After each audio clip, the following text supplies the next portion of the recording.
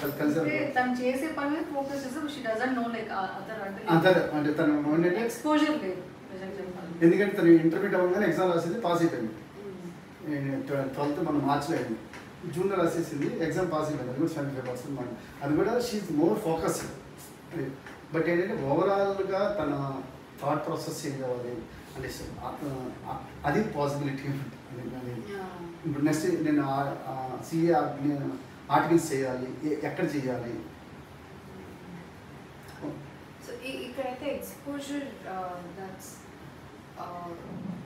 ఇంట్లో ఉంటే ఆల్సో ఒక కైండ్ ఆఫ్ ఎక్స్పోజర్ ఉంటుంది, డెఫినెట్గా మీకు గైడ్ చేస్తారు. కానీ బట్ ఇక్కడ ఇంతమంది స్టూడెంట్స్ ఉన్నారు కదా, ఆల్ ఆఫ్ దెమ్ నా కొంతమంది సిఏ కిడ్సే ఉన్నారు, ఇంకా ఫ్రమ్ డిఫరెంట్ ఫీల్డ్స్ నుంచి పేరెంట్స్, అందరూ ఒక డిఫరెంట్ ఎక్స్పోజర్తో వస్తారు ఇక్కడికి. సో ఇక్కడ పియర్ గ్రూప్ ఒకటి it's very the students are chosen. అంటే ఒక 1 month స్టూడెంట్ మీద ఒకరు ఇక్కడ రావాలంటే అడ్మిషన్ టీమ్ ఇక్కడ చాలా ఎఫర్ట్ పెడుతుంది ఒక్కొక్క పర్సన్ స్టూడెంట్ని సెలెక్ట్ చేయడానికి. So when she comes and spends time with the students here, తనకి స్టూడెంట్స్ ఎలా ఉంటారు అసలు నార్మల్గా వాళ్ళ లైఫ్.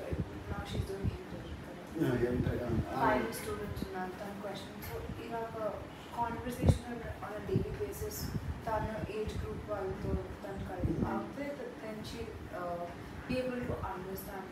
కాంపిటీషన్ ఉంటుంది, ఒక హెల్తీ కాంపిటీషన్ ఉంటుంది, హెల్ప్ కావాల్స్తే హెల్ప్ చేయడానికి మెంటర్స్ ఉన్నారు. సో అండ్ ప్లస్ గైడెన్స్లో కూడా షీ బీ ఏబుల్ టు అది దిస్ ఇస్